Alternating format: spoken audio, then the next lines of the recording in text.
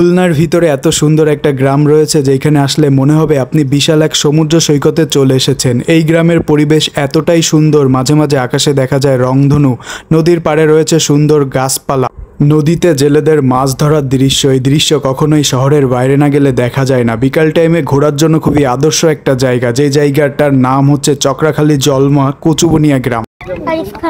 গেছো তবু ফোড়া বুকে জাগে, এই হাসি মাখা মুখ খান তোমার পরশ মা খাগা। গ্রামের স্থানীয়, তাই তো? হ্যাঁ হ্যাঁ। এই গ্রাম সম্পর্কে একটু কিছু বলেন। গ্রাম সম্পর্কে গ্রামের তো অর্ধেক নেই, জলমা গ্রামের অর্ধেক নেই। এখন বলবো এই সুন্দর জায়গাটিতে আপনারা কিভাবে যাবেন। প্রথমে আপনারা চলে আসবেন খুলনা গল্লামারি। গল্লামারি থেকে বৈটাঘাটার অটোতে উঠবেন। অটোওয়ালা মামাকে বলবেন মল্লিকের মোড় যাব। গল্লামারি থেকে মল্লিকের মোড় এই জায়গায় ভাড়া নিবে মাত্র 20 টাকা। মল্লিকের মোড় থেকে আপনাদের ভ্যানে করে যেতে হবে জলমা কচুবনিয়া গ্রাম। গ্রামে ঢুকতেই আপনাদের মনে ভালো লাগা শুরু হবে। ভ্যানে করে যেতে যেতে এই জায়গার সৌন্দর্য আপনারা উপভোগ করতে পারবেন। গ্রামের রাস্তা আর রাস্তার চারপাশে গাছপালা সবকিছু মিলে নতুন একটা অভিজ্ঞতা হবে আপনাদের। ভ্যান থেকে আপনারা এই জায়গাটিতে নেমে পড়বেন। চলে আসলাম কচুবনিয়া।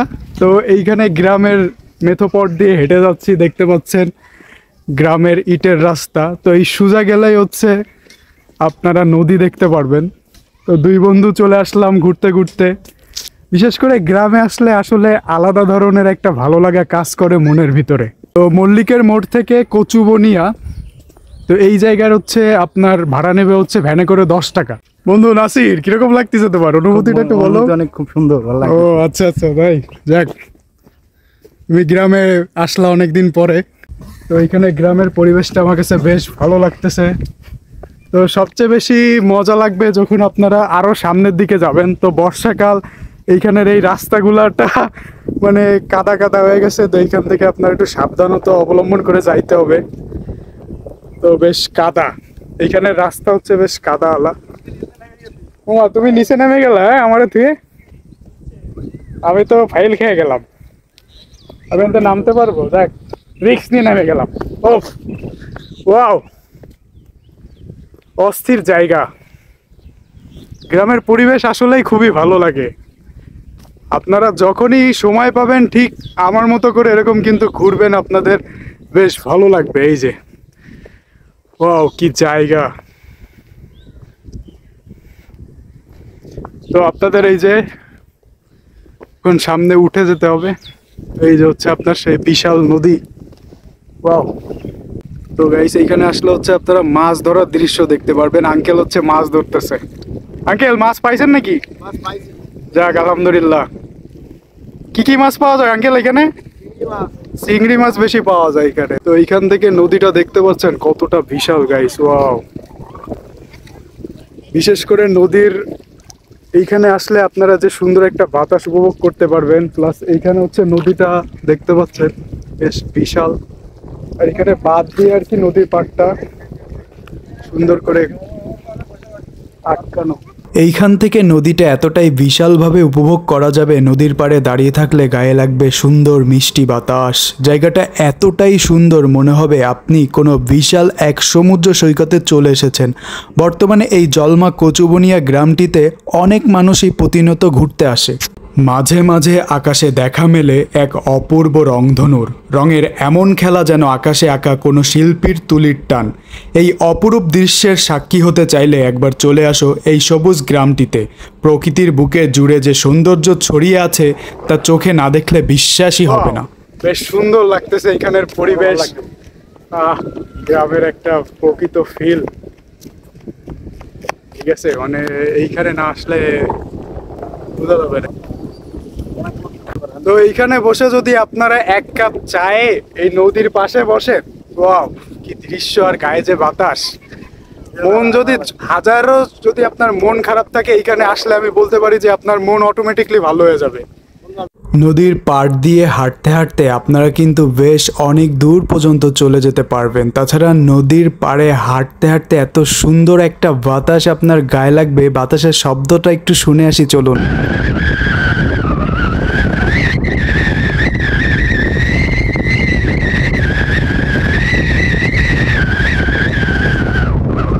এই জায়গাটা আমার কাছে অনেক ভালো লেগেছে, কারণ এই রাস্তার মাঝে রয়েছে একটি বড় বটগাছ। নদীর পাশে এখানে আসলে আপনারা বেশিরভাগ যে জিনিসটা দেখতে পারবেন এখানে হচ্ছে অনেক মানুষ আর কি মাছ ধরতেছে। মাছ কি পাইছেন আঙ্কেল? ও, এই ইসের মধ্যে আছে তাই তো মাছ? চারের ভিতরে। ও, এই যে হচ্ছে মাছ, পোনা মাছ।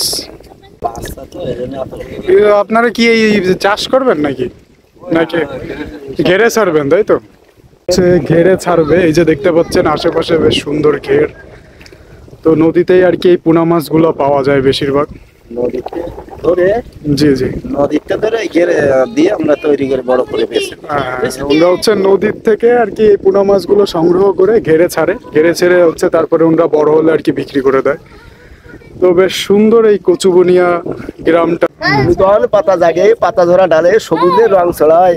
যেদিন চলে গেছো পুরনো হইয়ে, ফিরে কেন আসো না নূতন রূপ লয়ে? এই কি তোমার শেষ দান, তোমার পরশ মাখা গান। ও, অস্থির। এই তো আঙ্কেল এই যে মাছ ধরে ধরে আর কি এই যে আপনার চারিদির ভিতরে আর কি করতেছে। এই যে তাপ কচুরি ভাত আছে, এগুলি মাছ আছে, ওই চিংড়ি মাছ, ওই যে ছোট ছোট চিংড়ি জি মাছ। জি জি, ছোট ছোট চিংড়ি মাছের বাচ্চা। এই মাছ আর কি ঘেরে ছাড়বেন তাই তো? ঘেরে চাল পাতা বিক্রি করবো।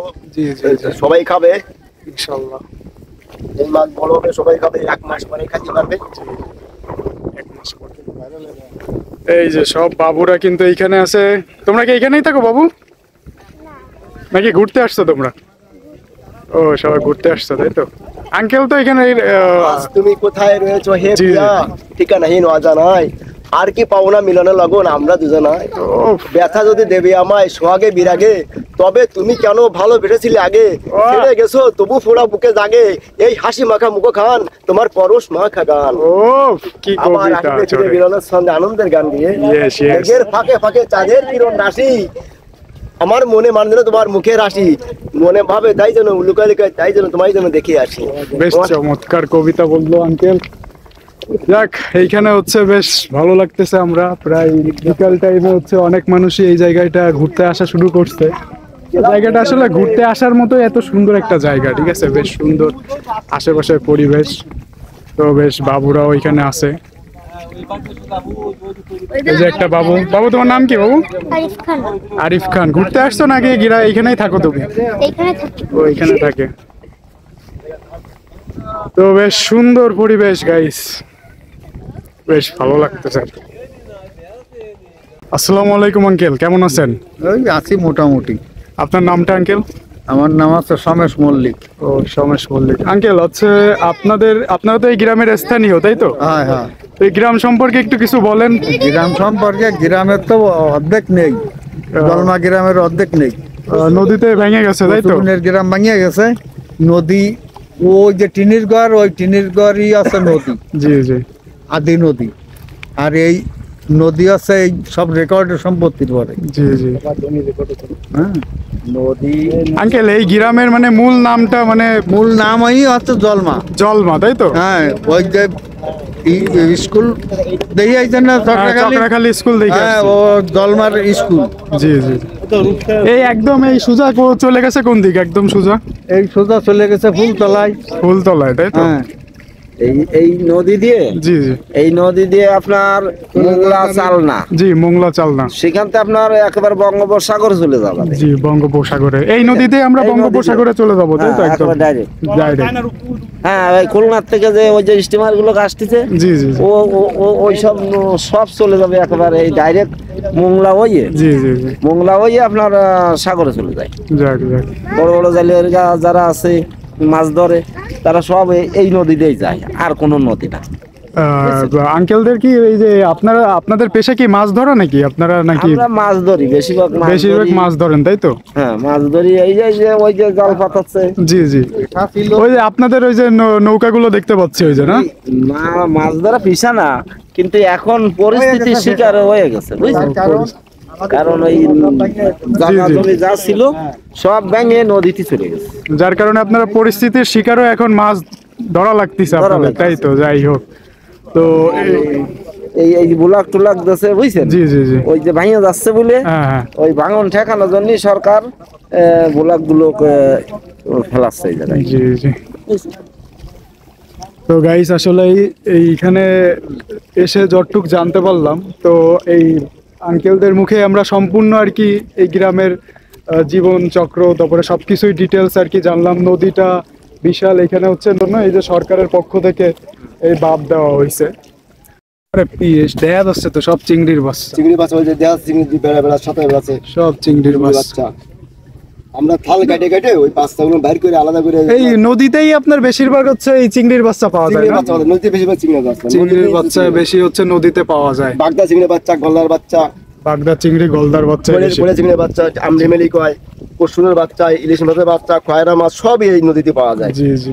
এখন হলো মৌসুমী সময় ইলিশ মাছ পাওয়া যাবে, তারপর ইলিশ না পাওয়া জানতে ঢেলে উঠবে। আর বাজে করে এই নদীতে ইলিশ মাছ পাওয়া যাবে, প্রচুর ইলিশ মাছ পাওয়া যায়। ইলিশ মাছের বাচ্চা, ইলিশ মাছের বাচ্চা, বড় ইলিশ, ছোট ইলিশ সব পাওয়া যায়। ও আলহামদুলিল্লাহ, অনেক কিছুই পাওয়া যায় দেখতেছি। তো গাইস এই যে দেখতে পাচ্ছেন মাছের পোনা, অনেক মাছের পোনা। এই যে ওনারা আর কি এই মাছের পোনাগুলো পরবর্তীতে ঘেরে ছাড়বে, ঘেরে ছেড়ে আর কি বড় করে বাজারে বিক্রি করবে। তো এইখানে হচ্ছে ওনারা আর কি এই যে বিভিন্ন নৌকা দিয়ে আর কি এই যে মাছ ধরতেছে দেখতে পাচ্ছেন আমার সামনে। বেশ সুন্দর পরিবেশ, আপনারা এখানে আসলে মাছ ধরা দেখতে পারবেন। বিশেষ করে এনাদের সাথেও পরিচিত হয়ে আপনাদের বেশ ভালো লাগবে। এই জায়গার ওই যে বাঁশপাতা মাছ আছে, পাতলা চিকন বাঁশপাতা মাছ আছে না, চ্যাপটা চ্যাপটা, ওই যে খাতে কি মজা লাগে, খুব সুন্দর লাগে। আমি ওই খাই, গাঙের চোখে বিউড়ি মাছ খাই। এবার তোমাদের গ্রামের ভিতরের জায়গাটা একটু ঘুরিয়ে দেখাবো। গ্রামের ভিতরে যতই এগোবা ততই যেন ভালো লাগবে। এইখানে আসলে তোমরা গ্রামের ছোট একটা চায়ের দোকান দেখতে পাবা। দোকানটিতে চা বাদে চিপস, কোল্ড ড্রিঙ্কস ইত্যাদি জিনিস পেয়ে যাবা। নদীর পাশে এই চায়ের দোকান থেকে এক কাপ চা খেতে তোমাদের বেশ ভালো লাগবে। তাছাড়া নদীর পাড়ে থাকা সুন্দর গাছগুলা এই জায়গার সৌন্দর্য আরও বেশি বাড়িয়ে দিয়েছে। গ্রামের মেঠোপথ দিয়ে যখন হাঁটতে থাকবা আর যত দূরে যাবা দেখবা ততই ভালো লাগা কাজ করবে মনে। আমরা দুই বন্ধু গ্রামের বেশ ভিতর অবধি চলে গিয়েছিলাম। গ্রামটিতে তোমরা বেশ কিছু মাছের ঘের দেখতে পাবা। এই গ্রামের মানুষজন বেশিরভাগ বিভিন্ন ধরনের গৃহপালিত পশু লালন পালন করে থাকে। গ্রামে এসে এই দৃশ্যটা দেখে আমি সত্যি অনেক মুগ্ধ হয়েছিলাম। বিকাল টাইমে তোমরা এই জায়গায় আসলে কাকুর হাতের ফুচকা খেতে পারবা। এখানে দুইটি ফুচকার দোকান আছে, একটা কাকুর হাতের আর একটা ভাইয়ার। তবে এইখানে কাকুর হাতের ফুচকাটাই বেশি মজা। এই জলমা কচুবনিয়া গ্রামটা আমার কাছে অনেক ভালো লেগেছে। তোমাদের কাছে কেমন লাগলো সেটা অবশ্যই কমেন্ট করে জানাবা। এরকম গ্রামের ভিডিও আরও দেখতে চাইলে অবশ্যই আমার চ্যানেলটিকে ফলো করে রাখো। আজকের মতো এখানেই বিদায় নিচ্ছি। আল্লাহ হাফেজ।